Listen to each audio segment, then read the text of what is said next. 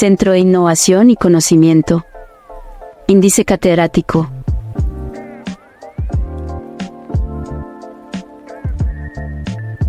Y de Educación en Salud. Cordial saludo a todos. Desde el Centro de Innovación y Conocimiento Índice Catedrático y de Educación en Salud, nos alegra profundamente darle la bienvenida a este espacio de desarrollo profesional y personal. En IDE Educación en Salud, creemos en las personas y en su potencial. Por eso, trabajamos cada día para hacer el conocimiento accesible a todos, utilizando estrategias de enseñanzas innovadoras y flexibles que se ajuste a las necesidades de cada estudiante. En IDE, el conocimiento es libre como el viento y aprender es un derecho. Iniciamos la capacitación de hoy, con la participación del docente Sebastián Alfonso González López, enfermero egresado de la Universidad Industrial de Santander, quien se ha destacado por su profunda vocación de servicio y compromiso con la salud de las personas, especialmente en el campo de la salud pública, en los programas de promoción de la salud y prevención de la enfermedad. Sebastián ha fortalecido su experiencia asistencial en diferentes niveles de complejidad, siendo la salud pública un área donde ha dejado una huella imborrable gracias a su entrega, conocimiento y liderazgo. Los invitamos a vivir una experiencia única de aprendizaje. Por favor, mantengan los micrófonos apagados, para una mejor experiencia, y sigamos las indicaciones del docente para el desarrollo de las actividades.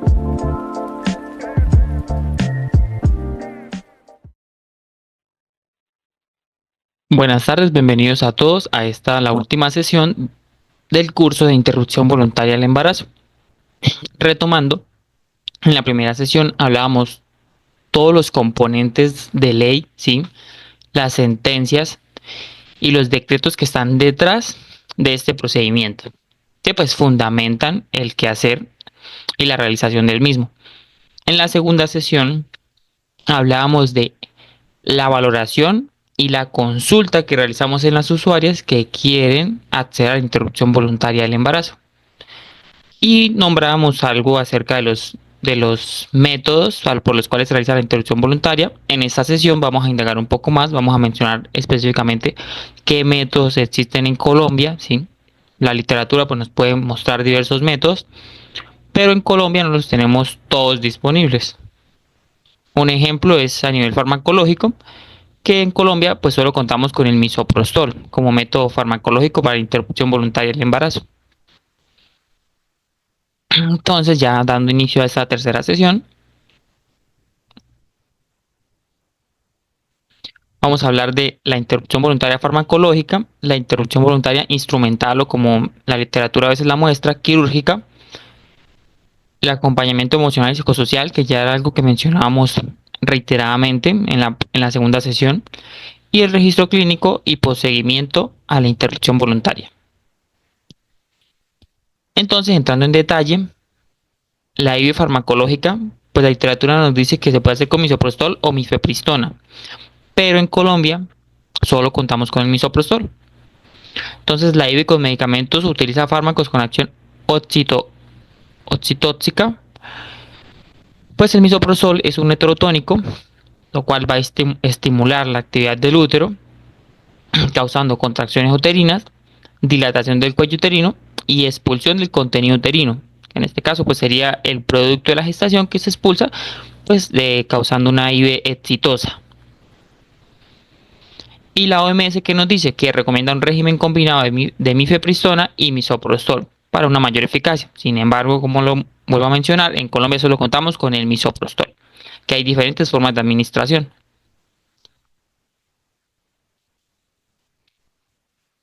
Entonces, en la segunda sesión mencionaba de qué semana a qué semana pues se recomienda. Entonces, en resumidas cuentas, pues mientras menos semanas tenga, lo más recomendable es el método farmacológico y por su porcentaje de eficacia.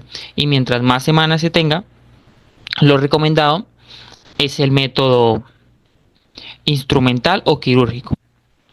Entonces, siguiendo con el método farmacológico, pues hasta la semana 10 de gestación, y el tratamiento puede realizarse de manera ambulatoria. Esto puede variar mucho, eso es lo que nos dice la OMS. Sin embargo, en algunas guías colombianas vemos que se recomienda hasta la semana 12. Es indispensable que el lugar donde se realice la IV pues se cuenten con los medicamentos, entonces se tenga la capacidad de ofrecer aspiración manual endouterina en caso de que se requiera, en caso de que el aborto sea fallido. Se debe tener definido un sitio de remisión inmediata en caso de que se requiera una intervención de mayor complejidad. Y aquí, como lo menciona, pues en Colombia actualmente no se dispone de mifepristona. La mifepristona, pues porque no la tenemos en Colombia, pues no tiene registro INVIMA en Colombia.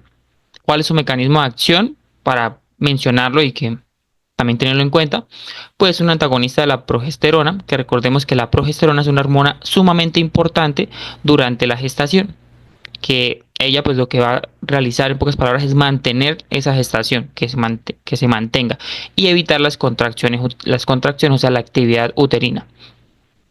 Entonces interrumpe el soporte hormonal del embarazo, provocando la desintegración del endometrio y sensibilizando el útero al misoprostol. Por eso es que se recomienda usar con el misoprostol, usar de la mano. Entonces, ¿cuáles son los cuidados que debemos tener? Pues un monitoreo de un posible sangrado vaginal, ya que pues se espera cuando se esté dando, pues se esté ya expulsando el contenido uterino, y acompañar con seguimiento clínico o por signos de alarma. Efectos secundarios de este medicamento: náuseas, vómito, dolor abdominal, sangrado, fatiga o una diarrea leve.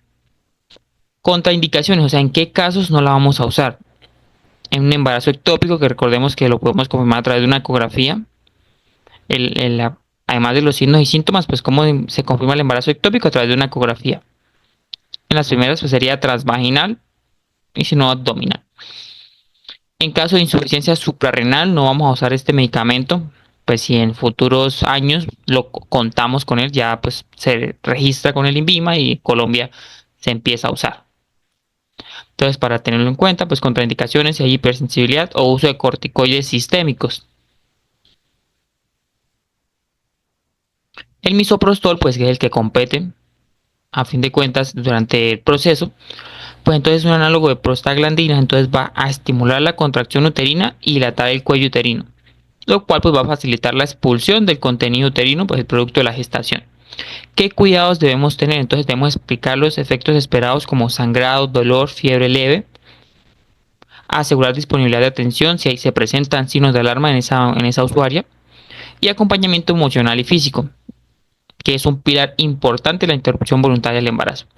Todos los profesionales que estén relacionados directamente o indirectamente debemos estar capacitados para realizar un acompañamiento psicológico, así como poder atender en primeros auxilios psicológicos, y si se requiere pues realizar una remisión con un profesional como un especialista, como un psicólogo, o si hay condiciones socioeconómicas, con un trabajador social.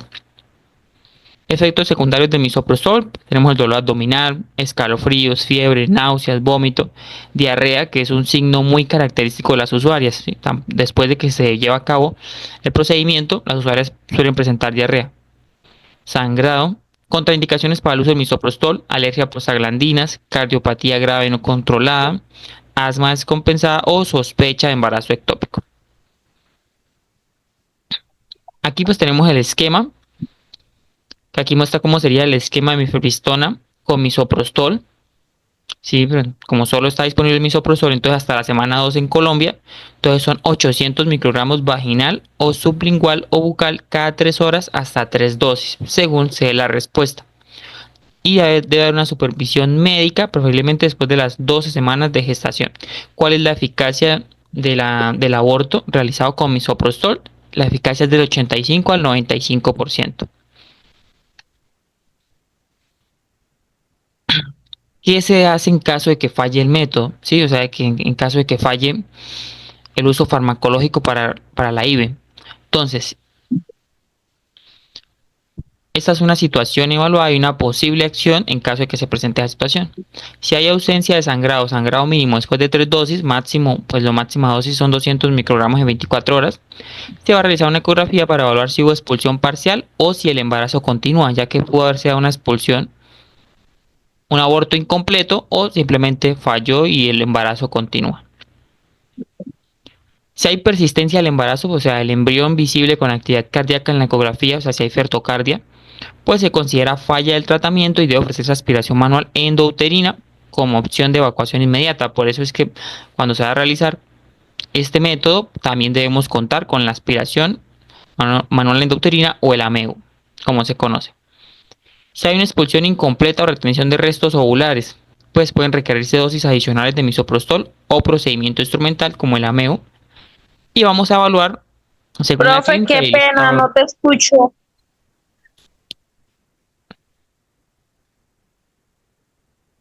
¿Ya es mejor? Ay,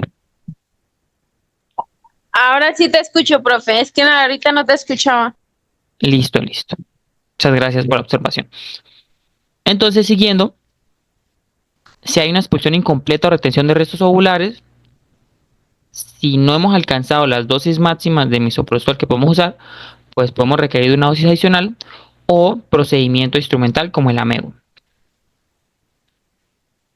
Si hay una sospecha de embarazo ectópico, como cuáles son los síntomas: dolor abdominal intenso, sin sangrado, signos de inestabilidad hemodinámica, útero vacío en la ecografía, o sea, se realiza la ecografía y no observamos nada, se requiere una urgente remisión para manejo especializado con ecografía transvaginal.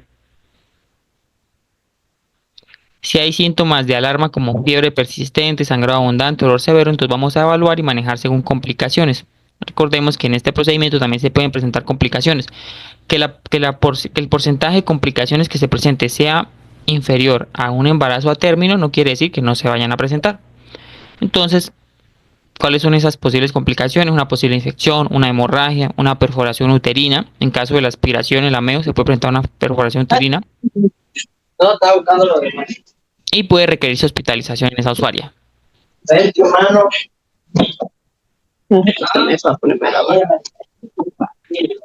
¿Qué debemos tener en cuenta respecto a esto? Pues se recomienda realizar seguimiento con ecografía dentro de los 7 a 14 días posteriores al uso de misoprostol para confirmar la evacuación completa. O sea, se requiere de controles después de la interrupción voluntaria. Y en caso de falla el tratamiento o retención, el método de elección en Colombia es la aspiración manual endouterina, por su eficacia y por el porcentaje de complicaciones bajo que tiene. Y el seguimiento también incluye control clínico de signos vitales, síntomas y valoración emocional. Ahora hablemos de la interrupción voluntaria instrumental por AMEO o aspiración manual endouterina, ¿sí? Que es la técnica quirúrgica de elección para embarazos de hasta 15 semanas. ¿En qué consiste esto? En pocas palabras, en evacuar el contenido uterino usando cánulas plásticas y un aspirador manual eléctrico. En la segunda sesión lo mostraba, ahorita pues podemos retroceder para ver cómo es el AMEU. Es un procedimiento altamente seguro y efectivo. Entonces tiene una tasa de complicaciones muy baja, de menos del 1%, es del 0.1%. Y su efectividad es del 95 al 99,5%, o sea, tiene una alta efectividad, mayor que el misoprostol. Este método pues se realiza de forma ambulatoria con anestesia local y analgésicos, y la duración es muy corta. Este procedimiento es muy corto, dura entre 8 a 10 minutos y no requiere quirófano ni condiciones completamente estériles, siempre que se aplique la técnica de no tocar, o sea, que se mantenga la técnica adecuada de higiene, pues para evitar las infecciones. Acá pues vamos a ver qué es el AMEU, cómo se realiza, que es, como lo mencionaba, es un procedimiento de muy poca duración, pero que es altamente efectivo.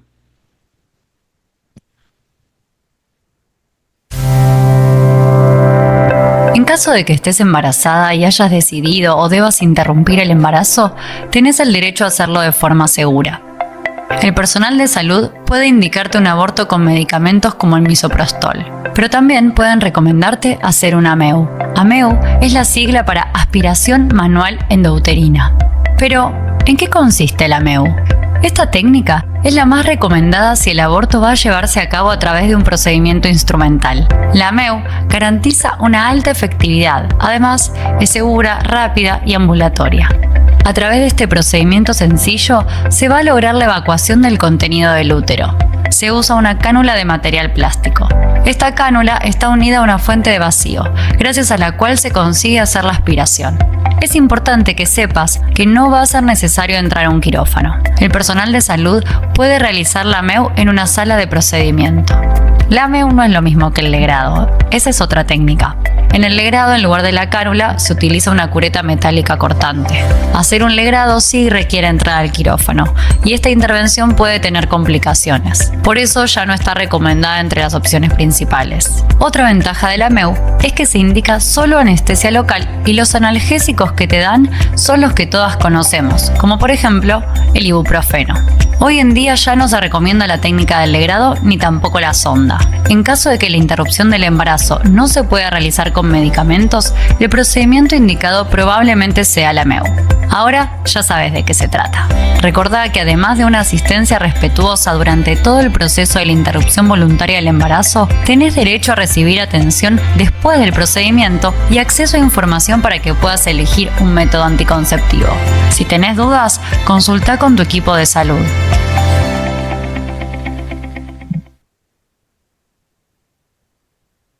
En este video pues nos mencionaban que era la AMEU, pero vamos a retroceder un poco en las diapositivas, volviendo a la segunda sesión, para ver un corto video de cómo se realiza la AMEU, pues en un simulador. Aquí está el video. Aspiración manual Entonces, ¿qué es la aspiración manual endouterina? endouterina. Lo que hacemos es primero meter una cánula y las cánulas vienen graduadas por número. Entonces la metemos a través del cuello de tu útero para llegar hasta el fondo y después ahí conectamos el AMEU. Esta parte que se conecta a la jeringa como tal y que es lo que va a hacer algo que se llama presión negativa. Y el dispositivo tiene estas dos palanquitas y después esto está súper duro porque ahí hace presión negativa. Aquí esto lo vamos a conectar a nuestra cánula que ya habíamos puesto y identificamos que sigue en la misma situación y liberamos la presión y dentro de este tubo va a empezar a caer el contenido. Al hacer esto, todo el contenido de aquí va a caer hasta acá. Al final solamente lo retiramos y desarmamos otra vez el equipo.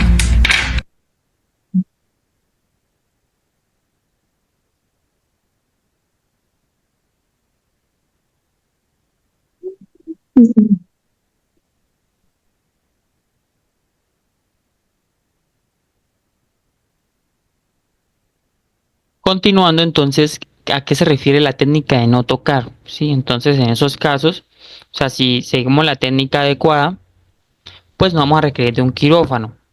Entonces, ¿de qué consiste la técnica de no tocar en el AMEU? Pues consiste en evitar el contacto de instrumentos estériles como las cánulas o dilatadores con superficies no estériles antes de introducirlos en la cavidad uterina. Sí, para no evitar arrastrar microorganismos a la cavidad uterina y que se presenten infecciones. Es una práctica usada durante décadas en varios países, demostrando alta seguridad. Y la tasa de infección asociada es muy baja, cerca de 0,5 por 1000. O sea, menos de un caso por cada 1000 mujeres a las que se le realiza esta técnica, la técnica de AMEU. Y como parte de las medidas de bioseguridad, pues el personal que realiza la técnica debe contar con guantes estériles, protección ocular, nasal y bucal como careta o mascarilla con gafas. Este es el instrumental básico para realizar el AMEU, pues el aspirador manual, que es una tipo jeringa de 60 centímetros cc, con émbolo y válvula de control de vacío, que es la que va a realizar la aspiración. Vamos a contar con cánulas flexibles plásticas de diferentes tamaños, que vamos a elegir de acuerdo a la dilatación uterina.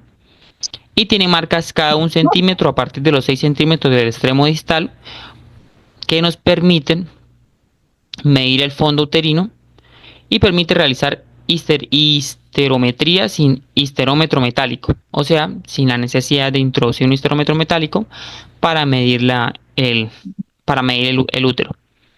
Como instrumentos adicionales vamos a requerir un espéculo, un tenáculo, dilatadores o pinzas de anillo. Pero el principal equipo para realizar el AMEU pues es las cánulas y el aspirador manual que hace el vacío.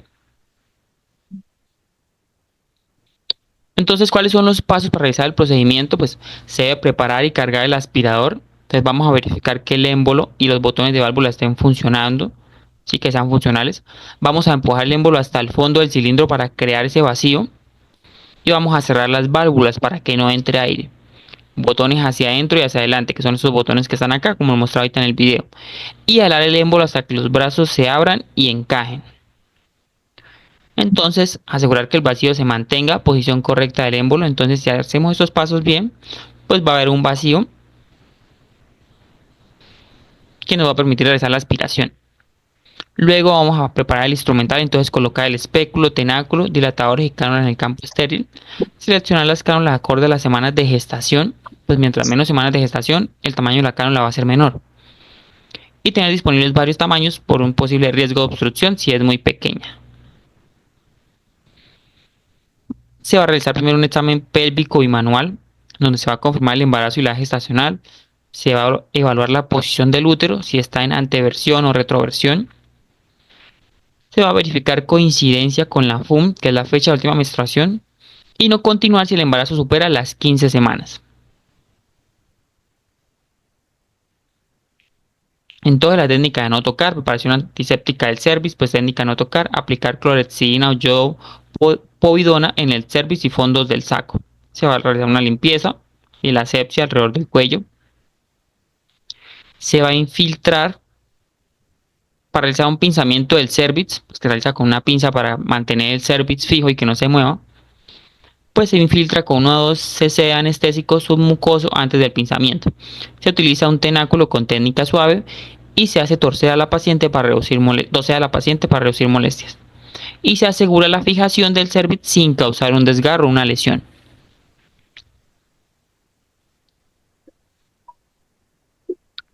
Luego de realizar pues la fijación del cervix, vamos a hacer un bloqueo paracervical. Se infiltran 200 miligramos de lidocaína de 10 cc al 2% o 20 cc al 1%. Se hace una punción profunda de 3 centímetros en 5 puntos, 5 y 7 del reloj, con las manecillas del reloj. Y se aspira antes de infiltrar para evitar una inyección intravascular. Y esperar 3 minutos antes de continuar con el proceso. Después se dilata el cervix usando dilatadores mecánicos progresivamente si no se logra la dilatación adecuada. Entonces podemos emplear misoprostol para la preparación del cervix antes de la IVE, ¿sí? Para dilatar el cervix. Entonces, ¿cuáles son las dosis? 400 microgramos, ya sea vaginal o sublingual. Si es vaginal, pues lo ponemos 3 horas antes de la evacuación, o sea, 3 horas antes de realizar la MEO. Y si es sublingual, 2 horas antes de realizar la MEO. Y usar especialmente en adolescentes o gestantes mayores de 12 semanas para mejorar esa dilatación. Ahora sí vamos a realizar la succión después de haber preparado todo. Entonces conectamos la cánula al aspirador cargado, soltamos las válvulas para iniciar el vacío y realizamos movimientos rotatorios suaves desde el fondo hacia el orificio interno. O sea, de movimientos rotatorios hacia el orificio, manteniendo un sentido constante y girar en el eje de la ventana para poder aspirar todo el contenido del fondo uterino, que sería el producto de la gestación. Cuando se realiza la final de la succión, pues cuando ya no se obtenga tejido, ¿cómo saber que la final de la succión? Cuando ya no se obtenga tejido, verificar contracción uterina y sangrado mínimo, y si se eligió el DIU, colocarlo en estos momentos. O sea, si el método, recordemos que las usuarias deben irse con un método anticonceptivo y se eligió el DIU, ese es el momento adecuado cuando finaliza la succión, cuando lo podemos poner. Signos que indican que el útero se encuentra vacío: el paso de burbujas de color rosado o rojo a través de la cánula de succión, sensación de aspereza al deslizar la cánula sobre la superficie del endometrio, ya que no hay nada que aspirar. Entonces lo que va a succionar es la pared del útero, contracción del útero alrededor de la cánula y dolor causado por la contracción uterina. Y la cavidad uterina pues empieza a reducir. Se va a hacer una revisión macroscópica del tejido, entonces se va a confirmar presencia del saco gestacional y vellosidades, el tejido embrionario o fetal. Aquí pues se puede ver un embrión de 6 semanas. Si no se observan restos, vamos a sospechar de un embarazo ectópico incompleto o molar. Un embarazo, o sea, incompleto sería un aborto incompleto, o sea que quedaron restos en el fondo uterino. Y ese tejido pues se debe enviar a histopatología solo si es necesario. Post procedimiento que vamos a tener en cuenta, entonces vamos a mantener a esa usuaria en observación 30 a 60 minutos. Vigilar dolor, administrar analgésicos, explicar síntomas normales como cólicos leves la primera semana, sangrado como menstruación de 10 días a 4 semanas post procedimiento. Vamos a estar pendientes de los signos de alarma como la fiebre, dolor abdominal intenso, sangrado. ¿Cómo determinamos el sangrado? Pues si es más de 2 toallas empapadas por hora, o sea, y mayor o igual a 2 horas. Y aconsejar el uso de anticonceptivos desde el día 1 si no se desea caer en embarazo. Y puede retomar actividades en 1 a 2 días. Criterios clínicos que se tienen para definir el AMEO como método para la IVE, pues la gestacional hasta las 14 semanas más 6 días, ¿sí? Si supera los 15 días, pues se opta por otro método. El diagnóstico del embarazo intrauterino, importante, recordemos que para derivar a la IVE, pues lo primero que tenemos que hacer es confirmar el embarazo. Utilizar la manguera ya. Ausencia de masas pélvicas que alteren la anatomía y que nos permitan realizar el AMEO. Ausencia de signos de infección pélvica severa, o sea, que no presente fiebre, flujo purulento o olor pélvico intenso, y en caso de infección leve iniciar antibióticos antes de realizar el procedimiento y completar el esquema.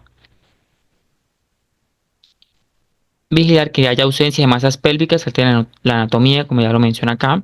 Cervix sin malformaciones estructurales que nos vayan a impedir realizar el procedimiento, la aspiración. El consentimiento informado, que es algo que he recalcado mucho. No podemos realizar ninguna asesoría, ningún laboratorio y menos un procedimiento si no contamos con el consentimiento informado de la usuaria. Personal entrenado, instrumental adecuado y manejo de emergencias. Y deseo de la mujer de IVA inmediata y resolución del embarazo en una sola visita. O sea, lo que se busca es que todo se solucione en una sola intervención para poner pausa a la gestación, ¿sí? O sea, para interrumpir la gestación. Y que no, pues si falló el AMEO, pues la citemos para dentro de 3 días, no, nada de eso. Que la resolución a la interrupción voluntaria del embarazo sea en la misma visita. Contraindicaciones, ¿en qué casos no podemos llevar a cabo el AMEO? Cuando la gestación es mayor a 15 semanas, cuando hay un embarazo ectópico o sospecha del mismo, cuando hay una infección pélvica activa grave no tratada, cuando hay enfermedades sistémicas descompensadas, cuando hay una hemorragia activa muy abundante sin la estabilización previa, cuando hay malformaciones uterinas severas o fibromas que distorsionan la cavidad, o cuando hay falta de consentimiento informado o negativo de la mujer para realizar el procedimiento, o cuando las condiciones mínimas de bioseguridad o recursos necesarios no se cumplen. Condiciones de bioseguridad, pues lavado de manos clínico antes y después del procedimiento, el uso obligatorio de EPPs, guantes estériles, como estamos pues accediendo a la cavidad uterina, es una cavidad que está estéril, entonces importante el uso de guantes estériles, la técnica adecuada de la postura de guantes estériles, mascarilla, tapabocas, gafas o careta facial, gorro y bata estéril, sala limpia y desinfectada, superficies fáciles de limpiar, limpieza de camilla, instrumental no desechable y pisos con hipoclorito al 0.5%. Pues recordar el manejo seguro de residuos y cortopunzantes, no recapturar agujas, uso de contenedores rígidos, desechar inmediatamente en recipientes adecuados. Respecto a la eliminación del tejido evacuado, pues recolectar en frasco estéril y disposición según protocolo, ya sea residuos biológicos o para patología. Respecto a la asepsia y la técnica estéril, pues el instrumental estéril y completo, pues verificar el empaque y fecha de esterilización, si que aún esté vigente la esterilización de ese paquete estéril. Aplicar la técnica de no tocar. No permitir el contacto de instrumental con superficies no estériles. Recordemos que está el campo estéril, entonces no debemos contaminar este material. No tocar las puntas de la cánula ni atadores con pinzas o manos sin esterilidad, o sea, no podemos tomar los instrumentos si no tenemos los guantes estériles. Respecto a la antisepsia del área genital, que lo mencionaba, pues vamos a limpiar el cervix. O sea, en los primeros pasos del procedimiento lo que vamos a realizar es una limpieza del cervix y fondo del saco con clorexidina o yodopovidona, usando una gasa estéril con una pinza de anillo. Evitar contaminación cruzada. ¿Qué quiere decir esto? No reutilizar gasas y mantener el campo estéril durante todo el procedimiento. ¿Cómo vamos a prevenir una infección en esa usuaria post-aborto, o sea, post-intervención? Entonces es necesario prevenir estas complicaciones para no alargar el proceso de recuperación. Entonces, antibiótico profiláctico, pues dosis vía intervalo, pues se puede usar doxiciclina, metronidazol o tinidazol. Si se usa doxiciclina, pues 100 miligramos vía oral antes del procedimiento y 100 miligramos cada 12 horas por 5 días. El metronidazol, 1 gramo vía rectal antes del procedimiento y tinidazol, 2 gramos vía oral antes del procedimiento.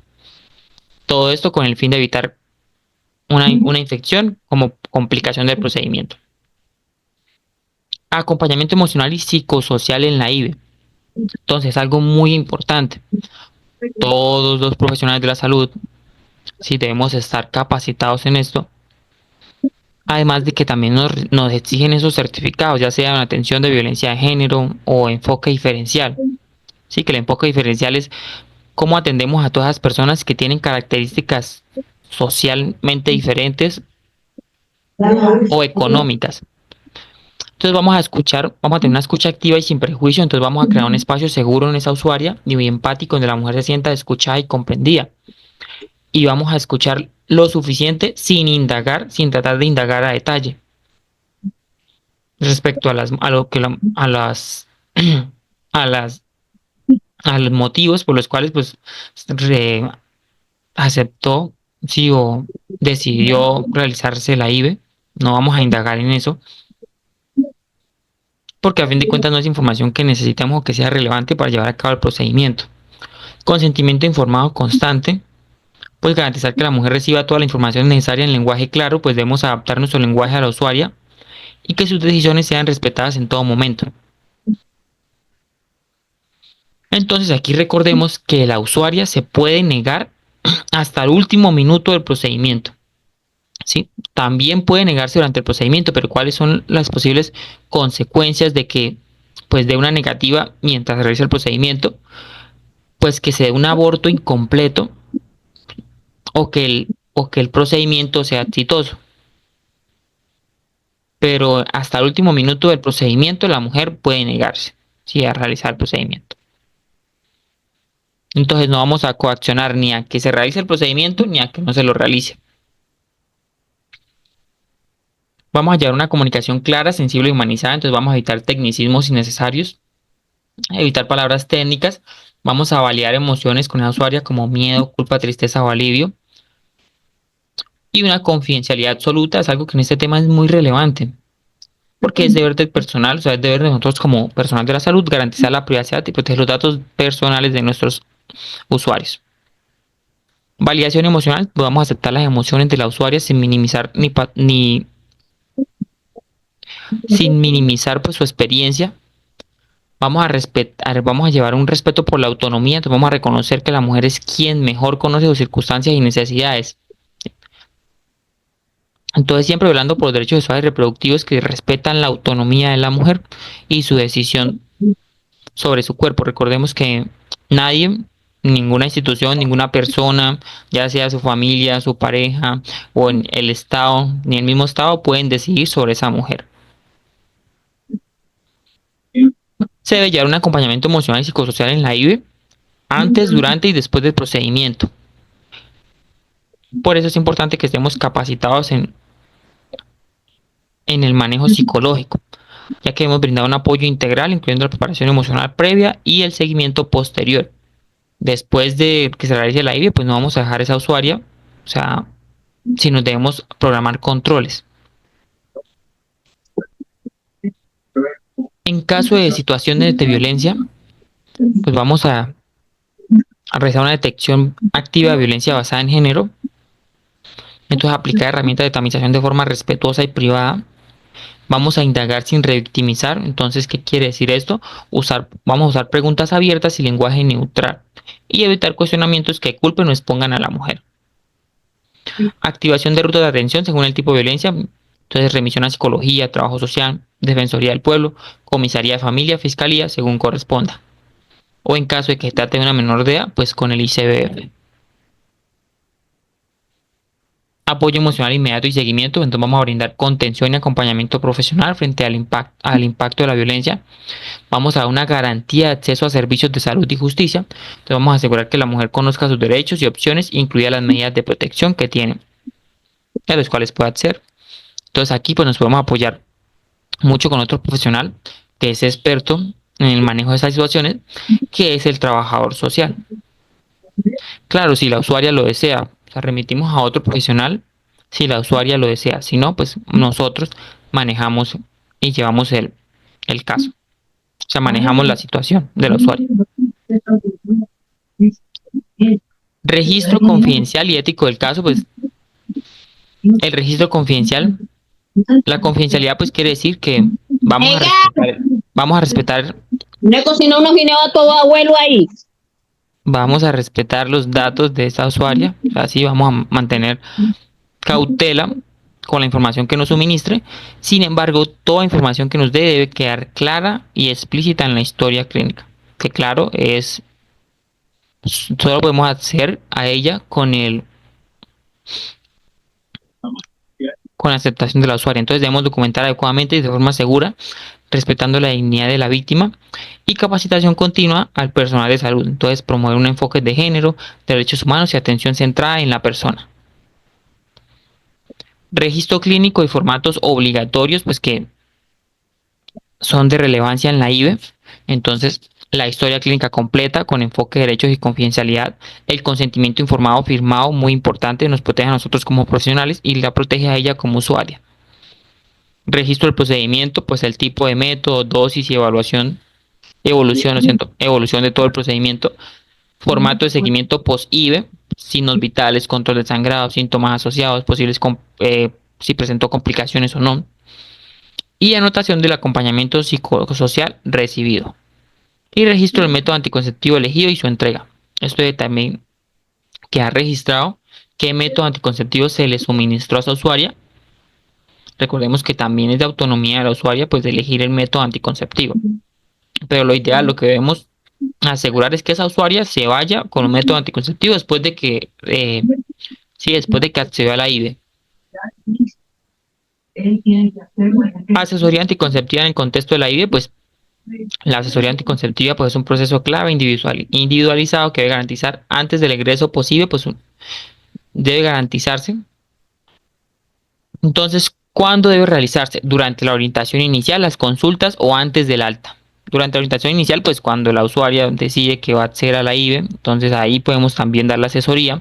Durante la consulta también, durante las consultas antes de realizar el procedimiento o antes del alta. O sea, en la recuperación, ahí pues damos a la asesoría y la elección del método. Idealmente no postergar hasta el control, o sea, no postergar la elección del método anticonceptivo o la asesoría hasta el control post-IVE.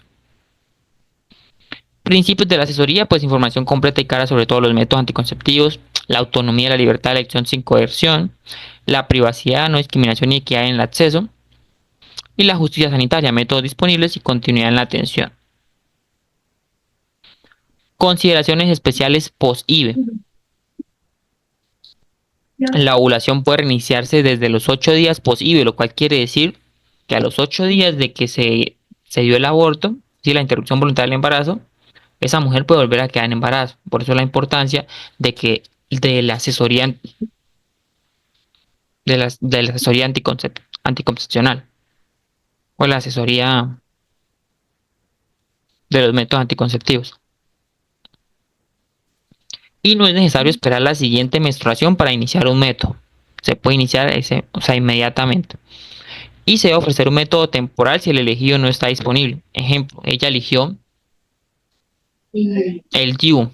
Si en el momento no está disponible, pues debemos optar por un método temporal mientras cambiamos el método, ¿sí? Por el cual ella desea acceder, ya sean los anticonceptivos orales, ya sea el método de barrera, y entre otros métodos. ¿Cuál es la recomendación de la elegibilidad posterior a la IVE? Pues en los primeros trimestres, vemos que en el primer y segundo trimestre pues es muy recomendado ya sea los hormonales combinados la píldora de solo progestágeno, el inyectable trimestral o los implantes, ¿sí? Entonces no hay afecciones. El 1 significa que no hay afecciones por las cuales pues no se recomienda, no haya restricciones para usar el método. En el primer trimestre pues es la DIU, el DIU o la T de cobre, pues no hay nada que impida su uso. En caso de un aborto séptico, pues el DIU no es para nada recomendado, es el único, o sea, en donde no se recomienda respecto a las recomendaciones que tenemos. Entrega de método anticonceptivo, pues el ofrecimiento del método del mismo día del procedimiento. Se debe priorizar métodos de alta eficacia. Recordemos que pues ningún método es 100% eficaz, pero hay algunos que son más eficaces que otros. Ya sea el implante, el DIU, inyectables. Implantes, pues hablando del implante subdérmico, que pues es el que conocemos como barras. Registrar el método elegido, fecha de aplicación o entrega y brindar instrucciones claras sobre su uso y efectos esperados. Entonces aquí pues tenemos diversos métodos, ya sea que elija el método de barrera, las píldoras, el anillo, la inyección anticonceptiva, el DIU, el parche, que es un método natural, que es el calendario, el implante, que es un método hormonal, y pues un método definitivo, que es la cirugía esterilizadora, que sería la ligadura de trompas. Consejería posible y detección de complicaciones, pues la consejería emocional y reproductiva, entonces lo vamos a mencionar, validar emociones, fortalecer la autoestima, declarar mitos respecto a la IVE, orientación sobre signos de alarma.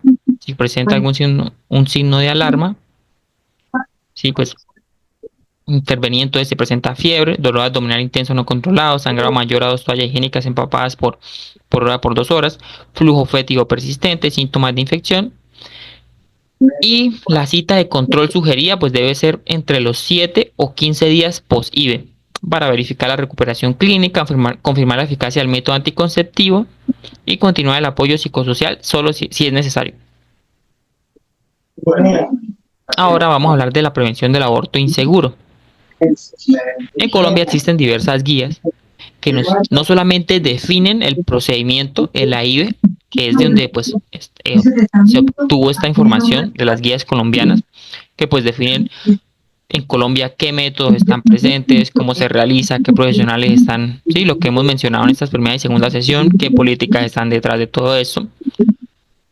Pero también existen guías para la prevención del aborto inseguro en Colombia. ¿Qué es el aborto inseguro? El aborto inseguro es el aborto que se lleva a cabo en condiciones no favorables o que no están reguladas. Ejemplo, en la casa, en una institución no regulada, una institución clandestina, con métodos que no han sido estudiados o que no están bajo la supervisión de un profesional, ya sea que compren que compren misoprostol por sus propios medios, sí, que lo busque en internet, compró el misoprostol y dice que se debe tomar tanto o poner tanto a nivel sí, en el conducto vaginal. Y eso es un aborto inseguro. Sí, un aborto inseguro es toda aquella interrupción del embarazo que se lleve a cabo en un ambiente no controlado por profesionales de la salud. Que en Colombia, pues las cifras no son muy claras de cuántos abortos inseguros se dan al año. ¿Por qué?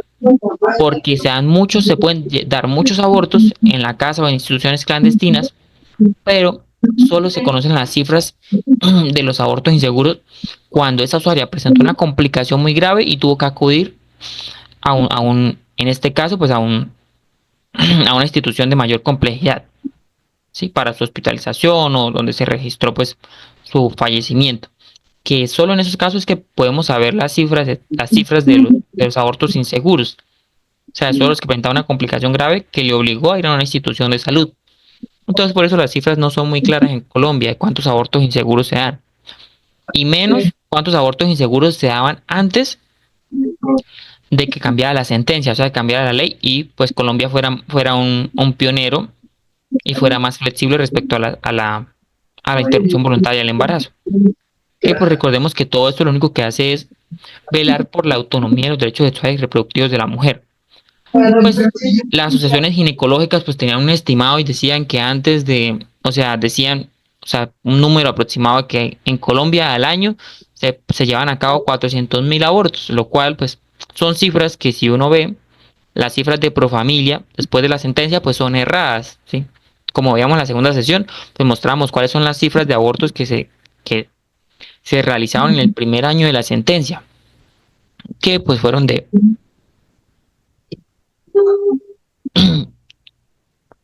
que fueron alrededor de 42.000 abortos que realizó Profamilia después, o sea, en el primer año después de que cambió la sentencia. Recordemos que la sentencia pues cambió en el año 2022, sí, que la sentencia C-55, que permite a toda mujer acceder a la IVE de forma libre hasta la semana 24. Y después de la semana 24 entra nuevamente la sentencia C-355 de 2006, que pues es bajo las 3 causales que conocemos.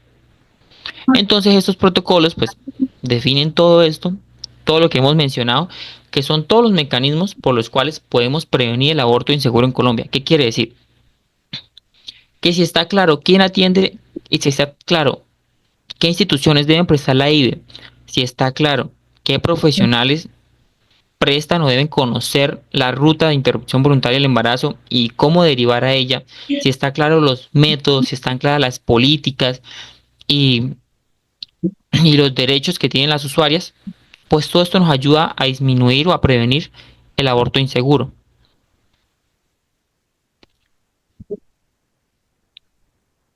Que tenemos que velar por disminuir pues la desinformación pues en todo el país, porque aún las cifras de desinformación son muy altas respecto a quién pues decide sobre el cuerpo, a quién decide sobre el cuerpo de la mujer, sí, pues que recordemos que nadie puede decidir sobre el cuerpo de la mujer, y qué instituciones son las que pueden prestar la IVE y cómo la mujer pues puede acceder a ella.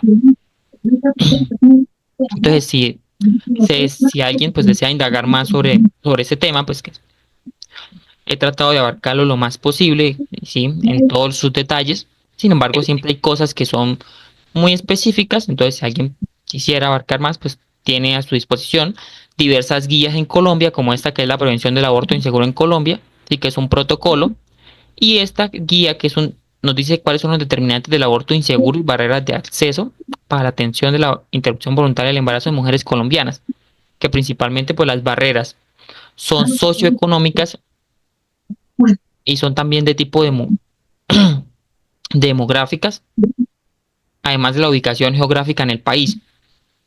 Porque sí, aunque ahora sea más flexible y las mujeres puedan acceder a la IVE hasta la semana 24, pues las situaciones donde están, o sea, en el país, pues los territorios más alejados de la parte central, pues que no tienen, primero que no tienen instituciones de alto nivel donde se preste el servicio, pues no pueden acceder a la IVE.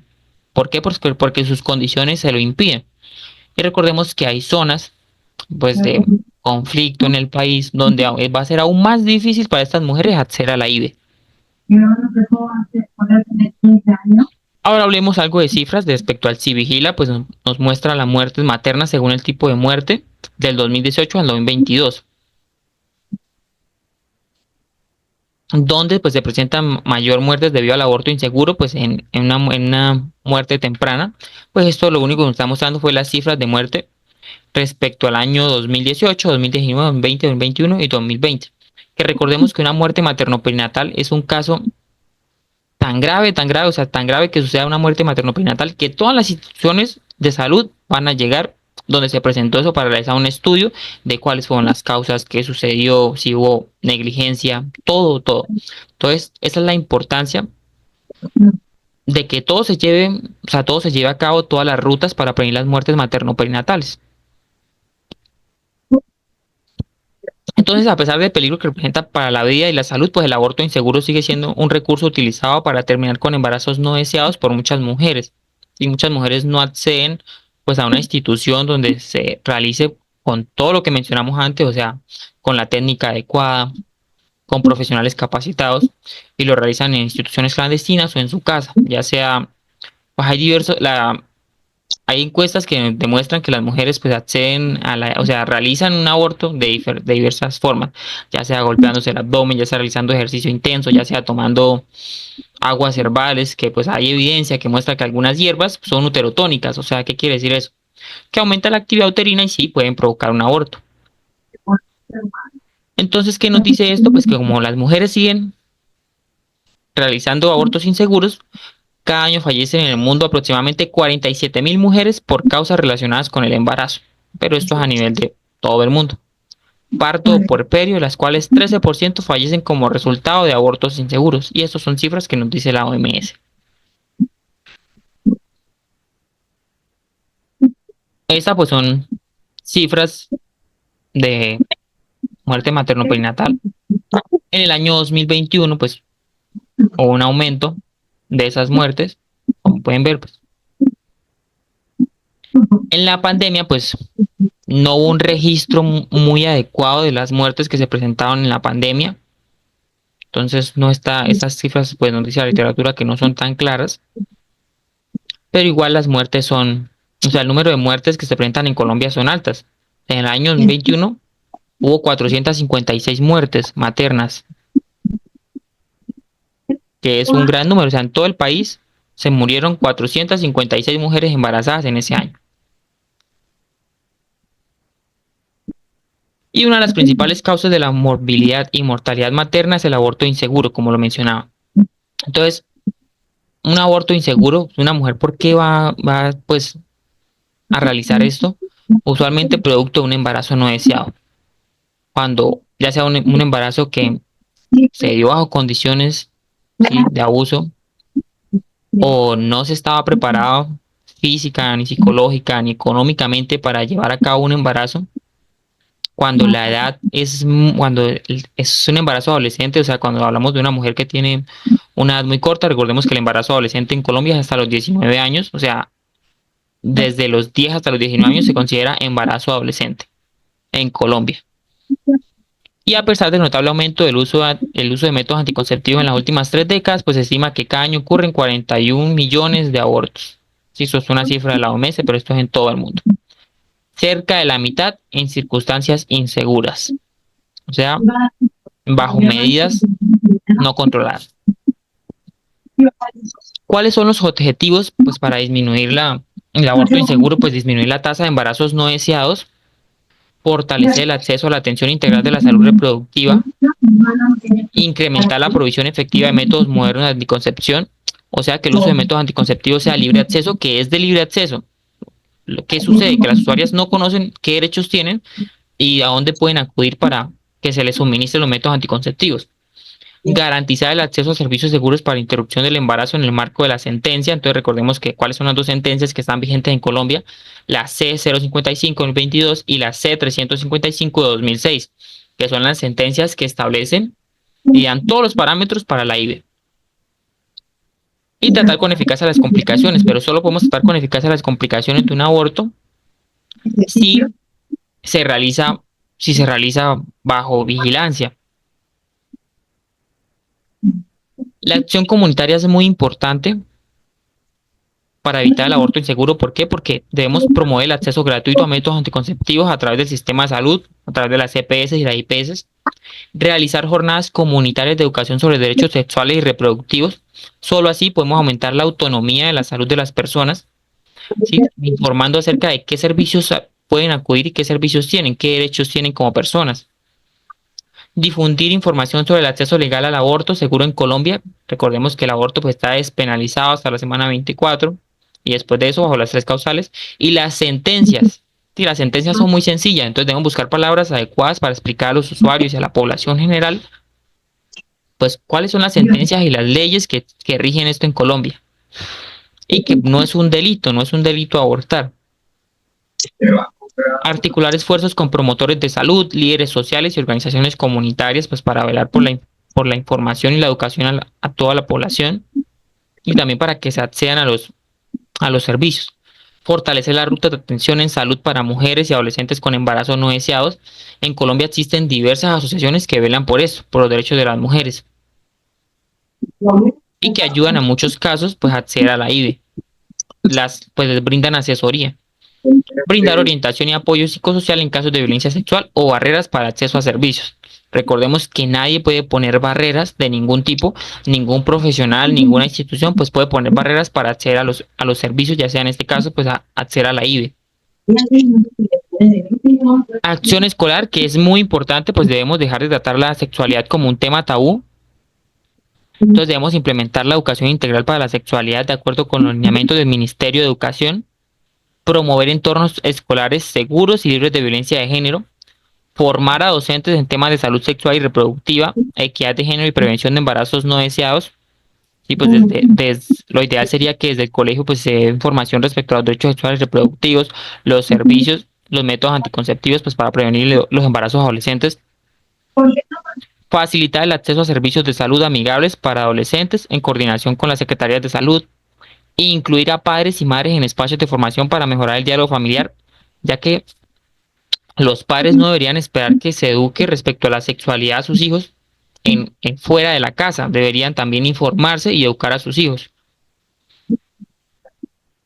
Crear redes de apoyo entre estudiantes, docentes y orientadores escolares.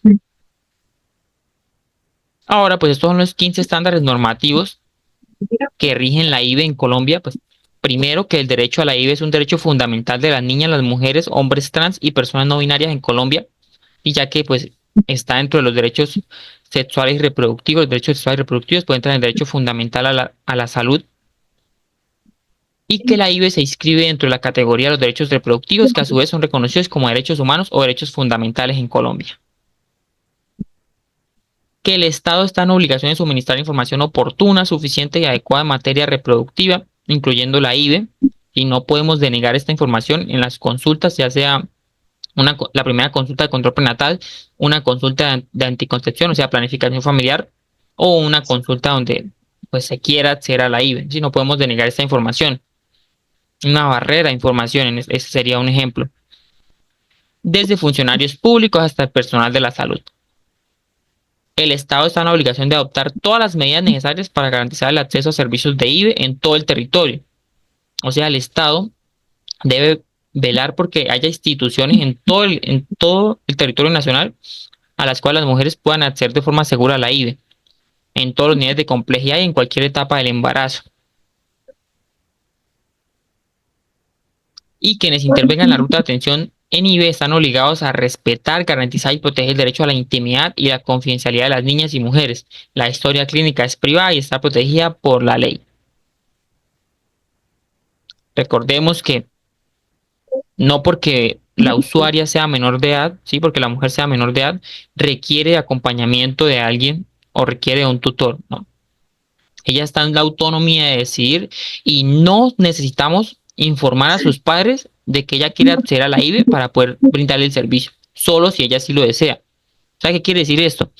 Que si se acerca una niña, ejemplo, de 14 años, está embarazada y quiere acceder a la IVE, no debemos informar a los padres, o sea, no es necesario informar a los padres para poder acceder a este servicio.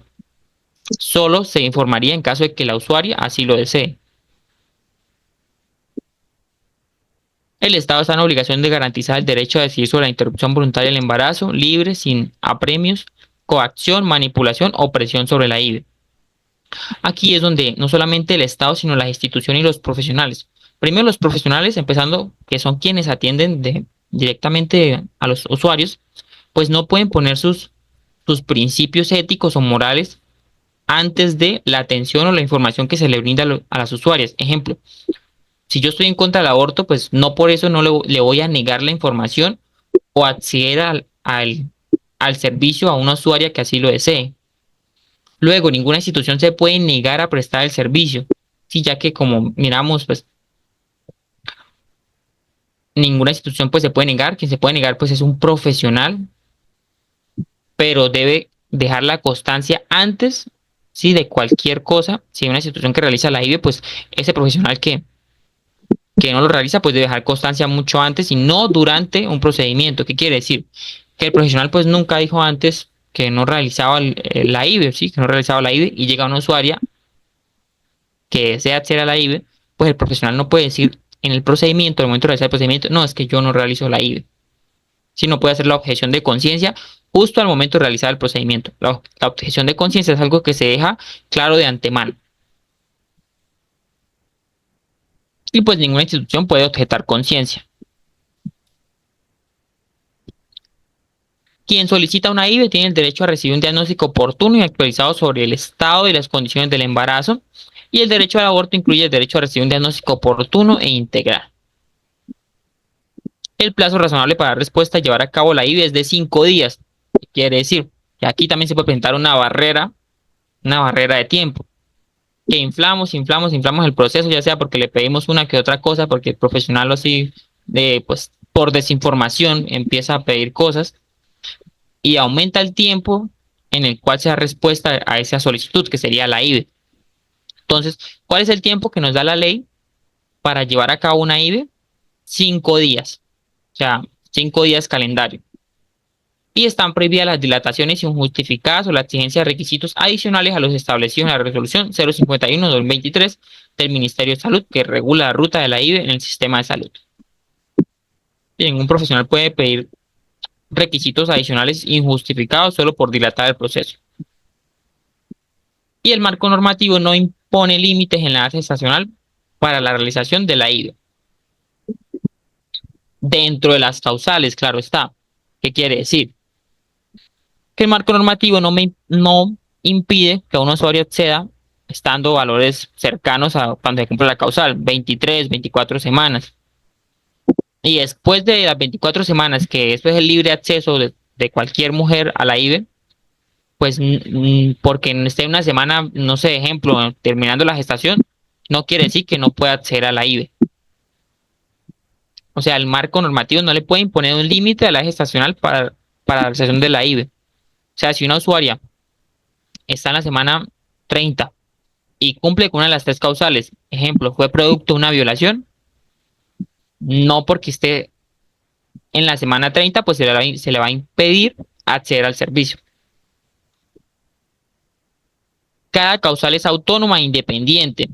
¿Sí? Recordemos que hay 3 causales, cada una es autónoma e independiente, aunque es posible que en un mismo caso se configure más de una causal, ejemplo, es producto de una violación y pone en riesgo la vida de la madre, ahí hay 2 causales. Entonces, como profesionales, ¿qué debemos hacer? Pues la situación en la cual se deberá aplicar la causal que suponga menos cargas para quien solicita la IVE, ¿sí? Ya sea emocional o física. Entonces, si, por ejemplo, una usuaria, pues el producto de su gestación fue por una violación y pone en riesgo su vida, pues nos vamos a ir por la causal de que pone en riesgo su vida, ¿sí? Para aumentar una carga psicológica en esa usuaria. ¿Sí? Entonces aquí entra el principio de coexistencia de las causales. Toda víctima de violencia sexual tiene derecho a la IVE, la cual se garantiza mediante atención prioritaria y como urgencia médica, independientemente del tiempo transcurrido entre el momento de la agresión y la consulta y de la existencia de la denuncia. O sea, no necesitamos de la existencia de una denuncia formal, ¿sí? Para que esa usuaria acceda a la IVE por violencia sexual. Las menores de edad tienen plena autonomía para decidir sobre la IVE, esto desde la Conferencia Internacional del Cairo organizada por la ONU en 1994 sobre los derechos sexuales y reproductivos de los menores de edad y reiterado en el artículo 43 de nuestra Constitución. Como lo mencioné, las menores de edad pueden acceder a la IVE de forma autónoma y no necesitan de un acompañante para que firmen el consentimiento informado. Solo en qué casos sí se requiere de alguien que firme el consentimiento informado, o sea, que sea un tutor, sea un padre, ¿sí? O la pareja misma de la menor de edad, cuando no se entiende el procedimiento, cuando se le explicó y no hay claridad del procedimiento, ni de las complicaciones, ni de los riesgos que conlleva. La emisión del certificado médico corresponde a los profesionales de la salud, incluidos los psicólogos y psicólogas, quienes podrán emitir conceptos para la certificación de la IVE. La causal salud incluye el riesgo para la salud mental y social. ¿Qué quiere decir esto? Que cuando dice la causal, que cuando pone en riesgo la vida de la madre, no quiere la salud de la madre, ¿sí? No es la salud. Recordemos que la salud, la OMS no solamente la define como un bienestar físico, sino en todos los aspectos que hacen parte de una persona y la componen, en lo biopsicosocial, en lo mental, ¿sí? Entonces, si afecta la salud mental de la madre, también puede acceder a la IVE por esta causal. Y en la causal malformación del feto incompatible con la vida, basta con que el certificado médico te indique que el feto probablemente no vivirá. O sea, no necesitamos de mayor detalle, ¿sí? Para acceder a la IVE por esta causal, sino que diga que es incompatible con la vida o que es probablemente que no viva después de estar por fuera del útero. Y los profesionales de salud que vayan a realizar el procedimiento AIVE son los únicos que pueden objetar conciencia. Esto sí y solo si se asegura que la ruta va a continuar sin barreras. O sea, un profesional puede objetar conciencia solo si hay otro profesional que esté disponible para realizar el procedimiento, respetando los 5 días establecidos en la sentencia C055 y C355 y la resolución 051 del 23. ¿Qué quiere decir? Que si un profesional dejó de antemano que él objeta conciencia, pues él no va a llevar a cabo el procedimiento. Pero si llegó una usuaria y él objeta conciencia, al momento de realizar el procedimiento, pues él no puede objetar conciencia, ¿sí? Y si aún así se niega, pues la institución debe velar por alguien, ¿sí? O por ya sea remitir o un profesional, ¿sí? Que sí realice el procedimiento. Y el embrión o feto no tiene categoría de persona humana ni es titular de derechos. En las leyes colombianas, pues prime el derecho a la vida de la mujer. Pues el embrión o el feto no es persona ni tiene derechos hasta que nace. Ahora hablemos del enfoque diferencial, que el enfoque diferencial pues es el conjunto de estándares particulares para la garantía de la IVE sin discriminación. Que pues se establece que niñas, mujeres y personas gestantes son quienes pueden acceder a este procedimiento. Entonces, niñas y adolescentes, pues el derecho a la IVE fue reconocido para todas las mujeres, incluyendo a las adolescentes entre los 14 y 18 años y las niñas menores de 14 años. Entonces, que pues aquí ¿qué dice? En pocas palabras, pues que tienen plena autonomía, capacidad para tomar las decisiones, aun cuando papá, mamá, representante legal o cualquier tercero no estén de acuerdo.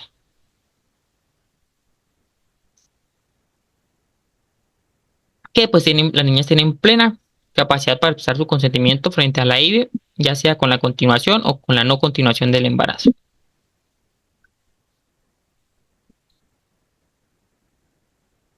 Que la existencia de la presunción de delito de violencia sexual en embarazo de niñas menores de 14 años indica que no es necesario que la causal de violencia sexual sea acreditada. Una pregunta.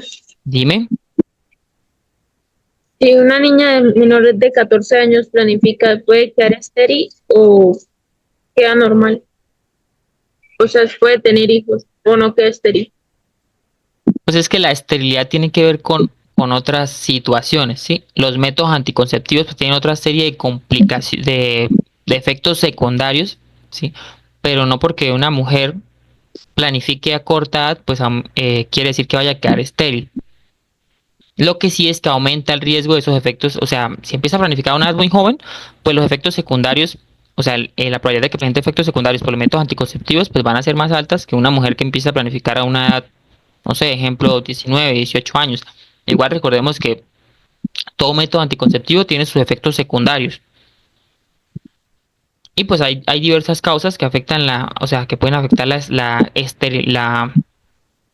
reproducción de una persona queda estéril. Tratamientos oncológicos, el mismo cáncer, un conteo bajo, una reserva baja ovárica, entre otras cosas que afectan la reproducción de una persona. Pero, ya que lo menciona, una niña menor de 14 años sí puede acceder a un método anticonceptivo. Entonces, aquí en la IVE, pues si una niña menor de 14 años está en embarazo y quiere acceder a la interrupción voluntaria del embarazo, no necesitamos de la ficha de violencia sexual.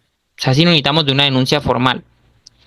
Pero si esa niña quiere acceder a planificación familiar, o sea que no está en embarazo y quiere planificar y es menor de 14 años, ahí sí necesitamos realizar la ficha de violencia sexual. Entonces, para que quede claro, o sea, si la niña es menor de 14 años y quiere acceder a la interrupción voluntaria del embarazo, no es necesario, ¿sí?, la denuncia penal para que acceda, o sea, solo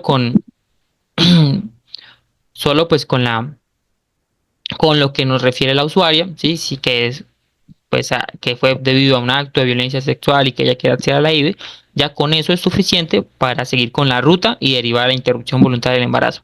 La muchacha desocupó la manguera. No.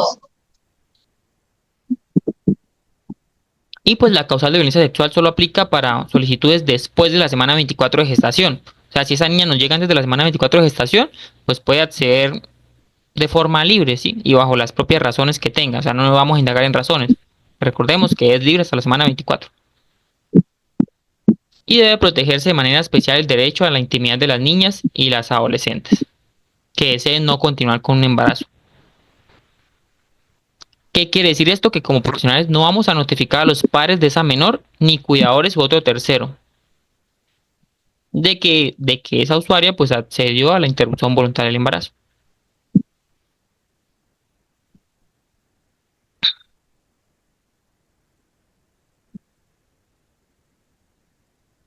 Y pues es una barrera de acceso y una práctica prohibida impedir que las niñas menores de 14 años embarazadas manifiesten de manera libre su consentimiento para efectuar la IVE, ¿sí?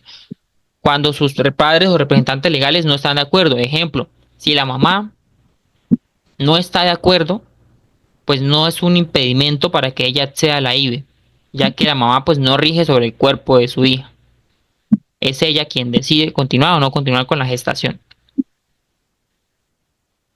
Y el deber del Estado, en caso de que un tutor, el papá o la madre, no le permita o sí, no le o impida el acceso libre de esa usuaria a la IVE, pues implica dar información clara, transparente y responsable que tome en cuenta las capacidades de la niña o adolescente de asumir esos riesgos y le permita conocer los procedimientos y deberes del Estado. O sea, el procedimiento no porque la tutora no esté de acuerdo con el procedimiento, no quiere decir que no se vaya a llevar a cabo.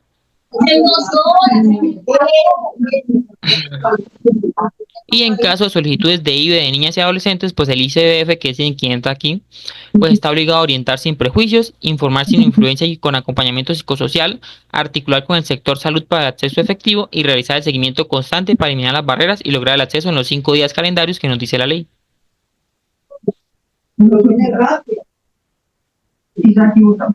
Respecto a las niñas indígenas, ¿sí? Hablando del enfoque diferencial, pues la autonomía de la que gozan las autoridades indígenas tiene dos límites constitucionales claros. Recordemos que las poblaciones indígenas, pues la ley protege que ellos tienen leyes internas, ¿sí?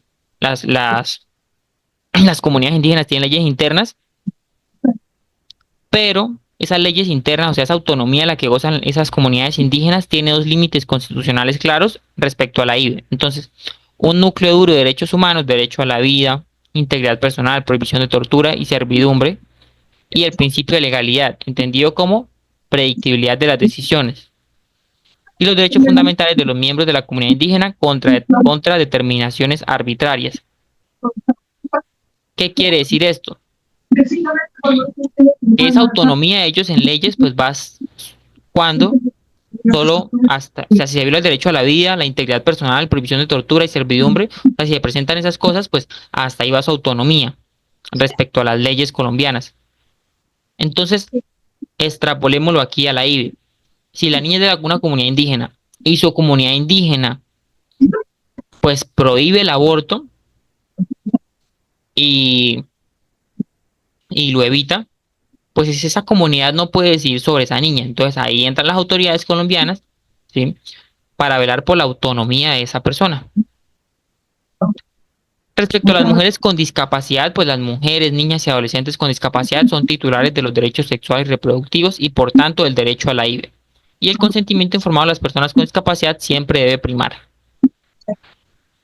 No se puede negar o anular la capacidad jurídica de las personas por motivo de su discapacidad. No quiere decir que porque sea discapacitada, entonces no puede decidir por ella misma, no. Por el contrario, se les debe garantizar los apoyos y ajustes razonables para garantizar la toma de decisiones autónomas en materia de salud sexual y salud reproductiva. O sea, debemos garantizar que las personas con discapacidad puedan elegir por sí mismas. Y pues el Estado se encuentra en la obligación de proveer todos los apoyos para las personas con discapacidad. Y pues en una mujer con discapacidad que quiera acceder a la IVE, pues no se deben interponer barreras como la solicitud de autorización de los padres o representantes, o sentencia de interdicción o autorización del comisario defensor de la familia para acceder a la IVE. Ahora hablemos de las mujeres inmigrantes, de las mujeres migrantes. Recordemos que la migración en Colombia pues fue un evento de alta afluencia debido pues a nuestro país vecino, Venezuela, Entonces hubo una gran afluencia de mujeres embarazadas migrantes. ¿Sí? Entonces, ¿qué nos dice la ley respecto a esas mujeres embarazadas que quieran acceder a la IVE o que en su momento pues quisieron acceder a la IVE? Pues que las mujeres migrantes tienen derecho a acceder a la IVE sin importar su situación migratoria. ¿Qué quiere decir? Ya sea que sea en el país de forma regular o de forma irregular. Entonces, la Corte Constitucional en la sentencia C055 del 22 reconoció expresamente el derecho a la IVE que tienen todas las mujeres migrantes y la situación de vulnerabilidad en la que se encuentran particularmente aquellas con estatus migratorio irregular. Ejemplo, una usuaria embarazada que, que no tiene servicio de salud en Colombia, ¿sí? Porque viene caminando por la vía Cúcuta y llega a Bucaramanga. Ella quiere acceder a la IVE, tiene 16 semanas y quiere acceder a la IVE. Ella puede acercarse a una institución y acceder a la IVE. No importa que no tenga servicio de salud, o sea, que no tenga EPS ni una IPS, ni que su estatus migratorio sea irregular, o sea, que no tenga un permiso de permanencia o que no tenga cédula colombiana. Y en esas mujeres debe ser atendido de manera urgente y prioritaria. Entonces, las mujeres migrantes pueden acceder a la IVE en Colombia a través de los servicios de urgencia de la red pública hospitalaria del lugar donde se encuentra. O sea, esa usuaria puede ir a cualquier servicio de urgencias para acceder a ese servicio, a la IVE.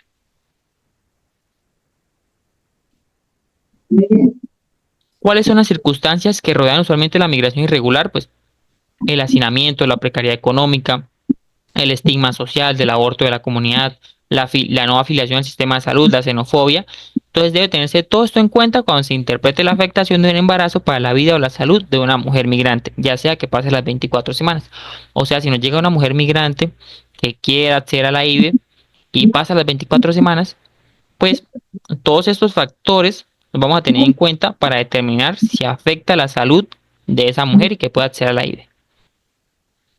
Mujeres afrodescendientes. Pues Colombia estableció en su constitución, así como los tratados internacionales, que en la materia ha ratificado igualdad ante la ley.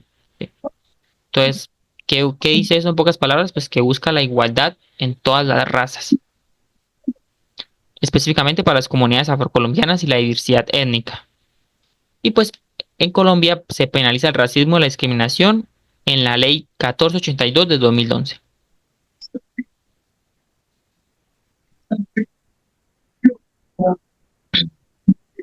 Ahora, para finalizar, vamos a ver 3 casos y 3 barreras que se pueden presentar en el sistema de salud que impiden que una mujer acceda a la IVE. Primer ejemplo, Lenny tenía un embarazo de 13 semanas, había sido víctima de violencia sexual y quería acceder a la IVE. A pesar de haberse dirigido a un hospital para acceder al procedimiento, nadie le explicó su derecho a optar por la interrupción del embarazo y luego la información que recibió Lenny en la respuesta a su solicitud de la IVE fue que el procedimiento no solo era ilegal, sino que sería perjudicial para su salud. ¿Qué barrera se está presentando acá? Una desatención al derecho a la información veraz e imparcial. Entonces, el profesional, ya sea por un desconocimiento del marco legal o porque por voluntad, pues dio no solamente una información errada, sino no le permitió acceder a los servicios que tiene derecho Lenny. Otro ejemplo, donde hay una interpretación restrictiva del marco legal, ya que el profesional no puede poner los límites personales sobre la ley. Entonces, este ejemplo, pues Laura tenía 12 semanas de embarazo y quería acceder a la IVE, luego de cumplir con los requisitos necesarios para acceder por esta causal. Llevó los documentos pertinentes a su EPS y una vez remitida al hospital departamental se le comunicó que allí no podía ser atendida, pues las 2 ginecólogas de la institución se declararon en objeción de conciencia. Entonces, ¿qué dice la ley? Que una institución no puede tener a su vez todo el personal objetor de conciencia, ¿sí? Debe distribuirlo de tal manera que se dé la atención a las usuarias. Entonces, ¿cuál fue el tipo de barrera? Pues uso inconstitucional de la objeción de conciencia por parte de esas ginecólogas. Como último caso, para finalizar, pues cuando hay una interpretación restrictiva del marco legal. Otro ejemplo, pues Daira tenía 26 semanas de embarazo, luego de dirigirse a diferentes IPS adscritas a su EPS, no consiguió que ningún profesional de la salud le emitiera la certificación requerida para acceder a la IVE. Aquí ya pasaba la semana 24, se requería una certificación.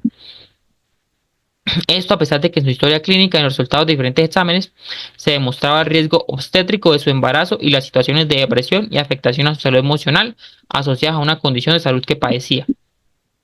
Aquí, ¿quién falló? El profesional de la salud. Los profesionales de la salud que atendieron a Daira y no le permitieron acceder a la IVE. ¿Por qué? Que dice acá que la historia clínica mostraba que había un riesgo obstétrico. O sea, ahí habían dos causales.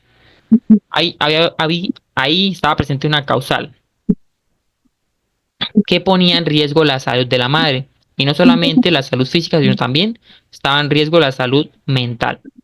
Entonces, ¿qué tipo de barrera se presentó acá en este caso? En el de Daira, pues una falla de los profesionales de la salud. Por eso es tan importante que conozcamos el marco legal, ¿sí? Y las sentencias para poder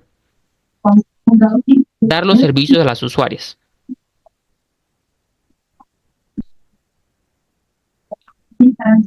Bueno, y para finalizar, pues ¿cuál es el seguimiento posaborto que realizamos en las usuarias? Pues una evaluación de la recuperación física y emocional, identificar los signos de alarma, que ya lo mencionamos, reforzar el uso correcto del método anticonceptivo, que ya lo mencionamos, brindar espacios para dudas o nuevas decisiones reproductivas, y puede ser presencial o por teleconsulta según el contexto. ¿Y de qué periodo a qué periodo de realizarse? Entre 7 a 14 días después del procedimiento. Bueno, eso sería todo por como la tercera sesión de la IVE. Si quieren pues ver las otras clases de lo otro que hablamos, conocer todas las diapositivas, pues las clases tengo entendido que ya se encuentran subidas. Entonces la primera y segunda sesión. Espero que esto pues les ayude a, si ya conocían el tema, a reforzarlo. Si no lo conocían, para que lo conozcan. ¿Sí? Si quedan algunas dudas, pues recuerden que en Colombia hay muchas guías que rigen esto, muchas leyes. O en la misma clase para que la vuelvan a repasar. Y además de que sea fruto para ustedes como crecimiento profesional. Muchas gracias a todos por la atención, por quien estuvo en clase y hasta luego.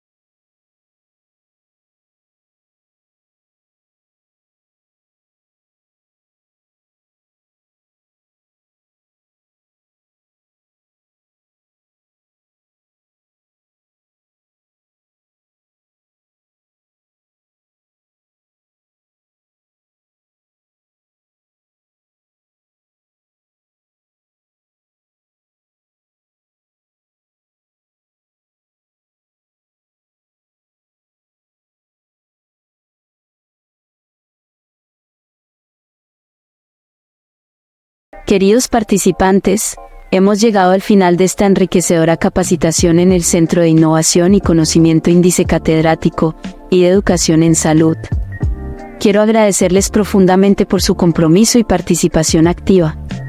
Su dedicación no solo enriquece su aprendizaje, sino que también fortalece el propósito de nuestra misión, brindar formación continua y de alta calidad que se adapte a las necesidades del sector salud y de la comunidad en general.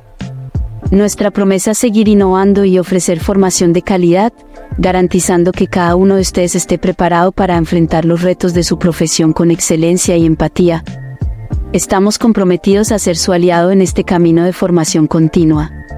Su éxito es nuestra mayor satisfacción. Para temas académicos, capacitaciones, cursos y certificaciones, comunicarse al 321-316-2248. Gracias por confiar en nosotros. Los espero en nuestras próximas capacitaciones. Hasta pronto.